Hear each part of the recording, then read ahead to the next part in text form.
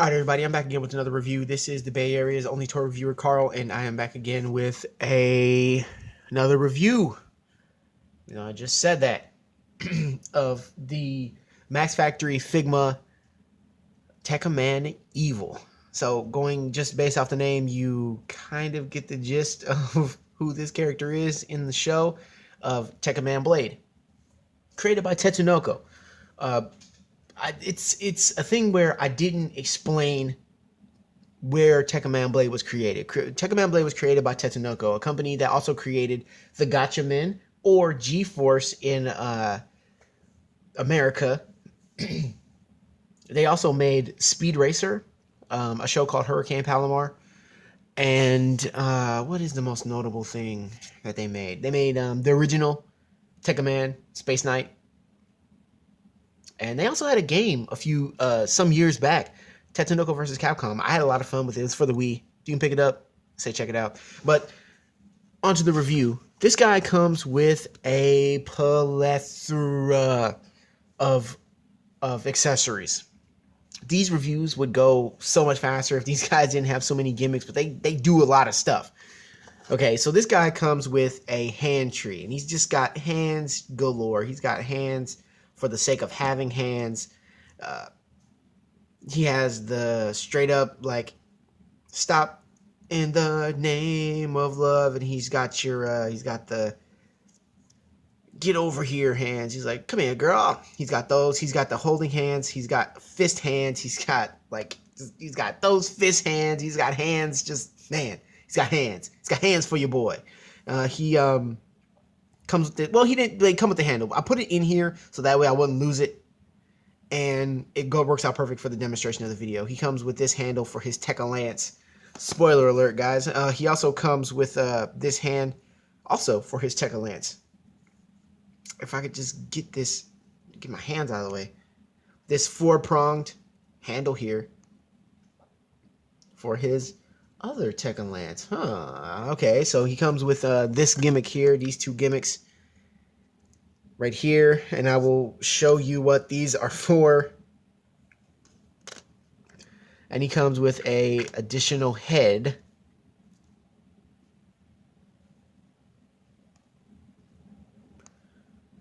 If I could get this to focus, which has not more human features, but it has his eyes shown individually. The head sculpt is simplistic, but it's nice. You know what I mean? It's got that glossy paint, just like the Tekkaman Blade I reviewed.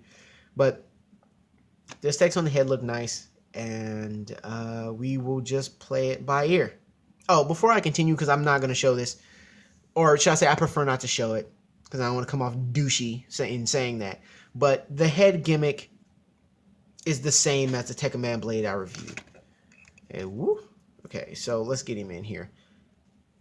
All right, so this head is it's got the same ball peg gimmick here, right? So the neck here, right here, is a floating piece. So you pull the head off and you pop the other head in, but you got to be careful because this piece right here will fall out because it's an independent floating piece. So that being said, I will get all this stuff out of the way and we will get into the review. Before we continue, this is his Tekka Lance, and there is a lot of them. And aesthetically speaking, they all look good. They're all painted nice. They all have really sharp pointed edges just all over the place, and they look really good. I cannot complain. It looks like it does in the show, so you can't complain too much about that. But like as I've said, there's a lot of them. There's a lot of accessories here, and we will get into that. Okay, so this is Tekkaman Evil. For those of you who have not seen the show, this is Blade's evil twin brother. Now, I know that it was a 90s trope that was used a lot back then of what if the main hero was bad? Oh, I know, we'll give him a twin brother. It was a 90s trope that got used a lot. And it was no exception here. Like I said, with the other guys, Aesthetically speaking, he looks good. One issue I have with the show in relation to the figures is that in the show, they drew it differently. And what I mean when I say that is sometimes they put the money on the screen and then sometimes they just whiff it and just say whatever, right? And it would just look like whatever. They do that in a lot of anime cartoons. They put their best animators on certain tasks and then they put their not so good animators on certain tasks. And oftentimes the proportion of the characters will be off, so it doesn't really help with the aesthetics of the show, with the toy, with the figure, because of the proportion changing so often. But aside from that, he comes with this stand, just like the Tekkaman Blade I reviewed. He comes with the stand, and it's just standard fare. I'm just gonna put him down. Standard fare, same thing. Spins around 360. He's got this peg here. Because I already had this stand previously, I have another one. So take that out, pick this guy up, and let's get into the aesthetics of this guy. His arm does go around 360, but it's sort of hindered by his armor bits. You got an arm that gets you got a hinge that gets you to about there. Down to about there. Once again, just like the Tekkaman Blade, this shoulder piece here is connected to this gimmick here. So it's not really connected to the body of the figure. It's connected to the arm of the figure. Which helps for articulation, I guess. Because this is not connected to this, so you don't got to really worry about it. Moving down the arm, he's got a single jointed elbow, which gets you to about there. He's got a hinge at the wrist. No twist, no bicep twist, no forearm twist, no nothing. He has a swivel here at his wrist. Has a hinge that gets you to about there. It gets you back a little bit further, but it's hindered by this gimmick here. They peg right in. So if you just pull it out, they peg right in. There's no ball gimmick here. They just peg right in. Same thing for both sides. He has a ball peg in his chest. That gets you limited motion. And I will get into this whole deal here. His head does go around 360, but his head does go around, but it's sort of hindered by the armor bits. You got to get the armor bits out of the way in order to twist his head all the way around. Why would you want to do that? I do not know. His head goes down about that far for the menacing blade, and it gets you back up to there. Now, okay, so some of you out there who are watching this video and some of you who aren't, here's the thing. This is a ball peg here, right? So the ball peg was so loose that his legs constantly kept falling off the rest of his body. So to remedy that, and this is what I do, I glued the ball peg to the rest of his body. So now his waist can no longer swivel, but a proxy for that is the ball peg in his chest. So I use that instead. This is my figure. I have no plans on reselling him, so I do stuff like that. I don't mind doing it because I know what my, I guess you could say, capabilities are when it comes to why I'm using him. So me losing the ball peg in his waist isn't really a big deal. Moving down the figure, though, I also feel like this is really skinny. Like, this is real skinny. Like, they could have fattened this up a little bit to really add a little bit more stability to the waist. But his leg gets you to about there. Gets you back to about here. Back to about there. He's got a single jointed knee. That gets you to about there. About chair. No waist, no swiveling of anything. No swivel gimmicks. Though he does have a swivel here. And it's the same problem with the Tekkaman Blade. See, this piece here, if you look, this piece here covers up the joint nicely, but it also sort of hinders and gets in the way as far as articulation. That's moving down the figure. He does have a, no, he doesn't have a waist. He doesn't have an ankle rocker, but he does have an ankle pivot that gets you up to about there and back to about there. And once again, this piece moves back and forth for some reason, but it's very fragile. Ooh. Let me see if I can focus on that. But it's very fragile, so be careful. Once again, that's the thing about this guy. It's very fragile. You got to be careful too. The much like the Tekkaman blade, the joints here are real loose. So I would highly recommend not standing him on a shelf unassisted by a stand. If he takes a shelf dive, he will probably break. So you want to be careful about that. With these guys, with these Figma Tekkaman blade figures, that's the main thing I will tell you. Be careful. There's a lot of breakable pieces on this figure. Moving to the back, these pieces are independent, so these pop right out. But because the peg inside is so loose, I had to put some nail polish on them, pop them right in, so I just leave them in. But they do move. They open up, and I guess they're like thrusters. It's supposed to be like thrusters, and they move a little bit. They're on these ball pegs. Yeah, they're on these ball pegs with hinges, and there's a lot of that. There's a lot of like ball peg hinge gimmicks connected to gimmicks, and like all this other stuff. And also too, the same thing as the Tekkaman blade is this rib piece, this rib gimmick. I don't understand why that's a big deal. Like, I really don't, but it's there, and they put it. I don't know why they articulated that. They could have used that engineering for something else, but yet there it is. They did it. But continuing on, much like the Tekkaman blade in the show, Evil also does have a Voltecker.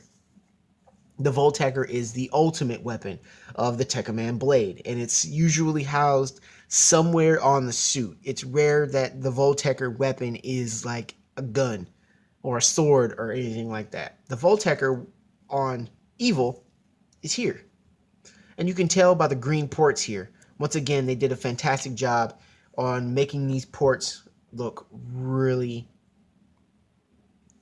sharp. They easily could have messed this up, but they did it good. They did it real good. All that green looks like it's shimmering. It's a shine. I don't want to say it's a shining point of the figure, but it does definitely stand out as far as oh yeah, I guess it does have a swivel. Doesn't get you very much because the armor gets in the way. That's a lot. That's a thing too. The armor gets in the way of itself. So it limits the articulation because you don't want to push it to the extreme too much because you don't want to break the thing. This is on a floating independent piece. And for the gimmick, because there always is one, is the shoulders. Now, the shoulders, let's see if I can do this.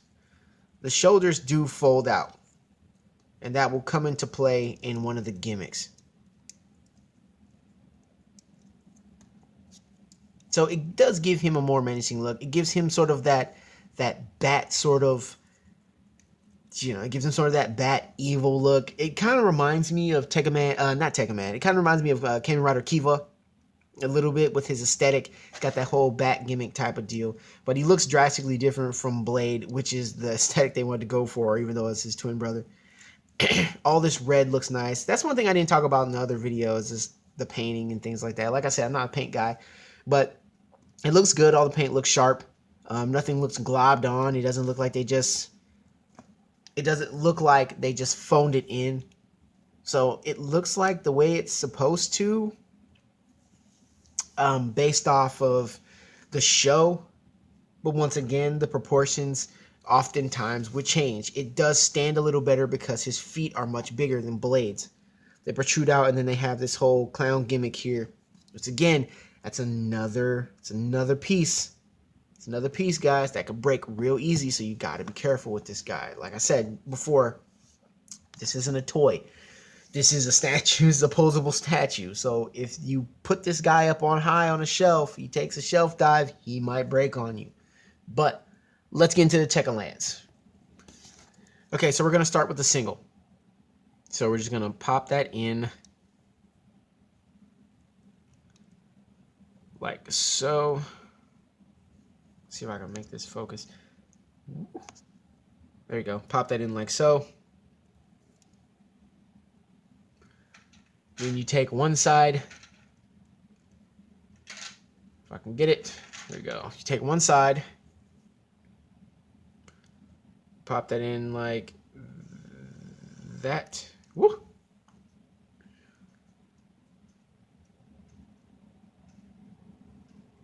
Now you got to be careful with these pegs because the pegs are really small and they can break really easy. Once again, the story of this figure's life is that you got to be careful with this dude. This is not something that you can play with hard. You can't just like toss them around, throw them around. It's not that kind of toy. It's also not a $25 toy. And there you go. The Tekkaman Lance in all its glory. It's actually really long. Looking at it in the camera, it's actually really long, but it looks nice. Like if you just look at the design of it,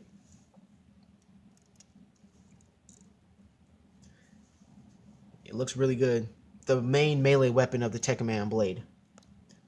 And the piece of resistance, the gimmick that I was talking about earlier, the thing that makes Tekkaman Evil different from Blade is that his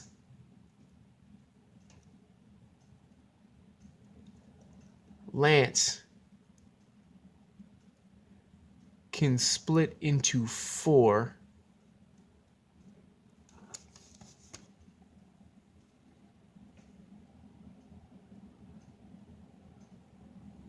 And these are so small. So you have to be so careful. Because these will break on you so easily.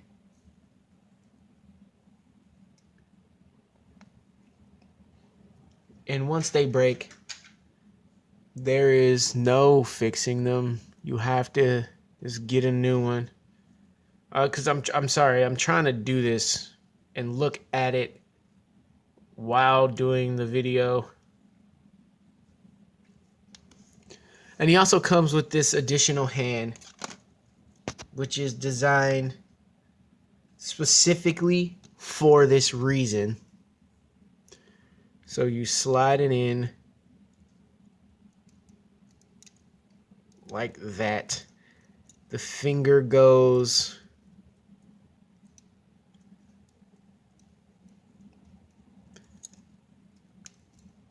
over the, there we go. Finger goes over like that. Oh yeah, it's another gimmick. Whoop. That's another gimmick that I will get into.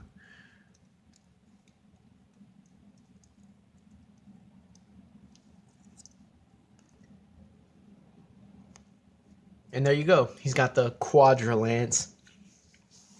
So the original lance that he was using splits into 4s and it turns into this. He can throw it like a saw blade and cut through a lot of things. It's a cool gimmick. I do like it. It's just very fragile. And once again, you got to be careful. Okay, so the second weapon gimmick. So you pull this off. You pull these off like that.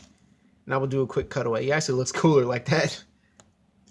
Okay, so you pull these out like so. Take these blade pieces like so. You want to make sure that the tab goes in correctly.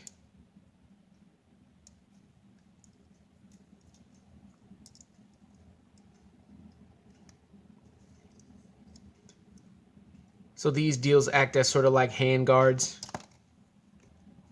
It's the same thing with the other side.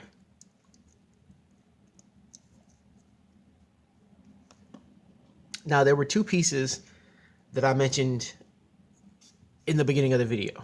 Those 2 pieces go onto his forearms like so. So you want to take this and you want to just tab it into there, like so. Trying to keep my hands out of the way. So you guys can see it. It's kind of a tight fit because there's like paint and things in there.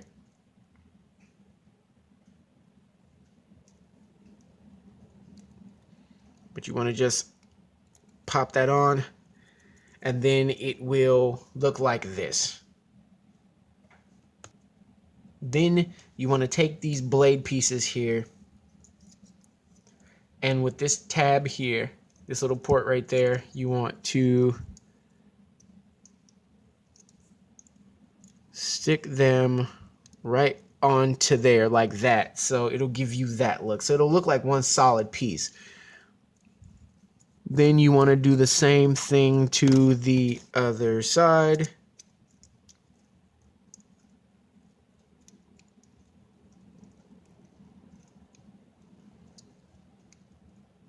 There you go.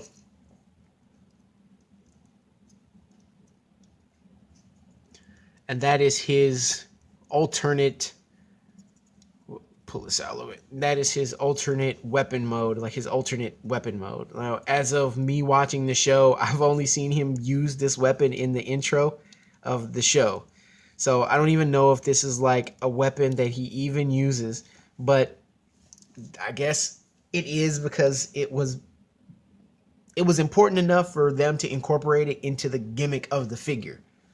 But there you go. That was an involved process. Okay, so here's my final verdict on this guy. Much like the Tekkaman Blade, if you are not a fan of this show already, you will not like this guy. Absolutely will not like this guy. This will not do it for you. If you are a fan of like the Henshin type heroes from that era, this is not the figure for you. Like there's a lot of sharp edges, there's a lot of breakable pieces on this guy. And if he takes a shelf dive, and I've said this before about the blade, he's done. He's done. This could break. The sides of his helmet could break. The knee parts could break. His toe could break. It's a fragile figure. But I will say this.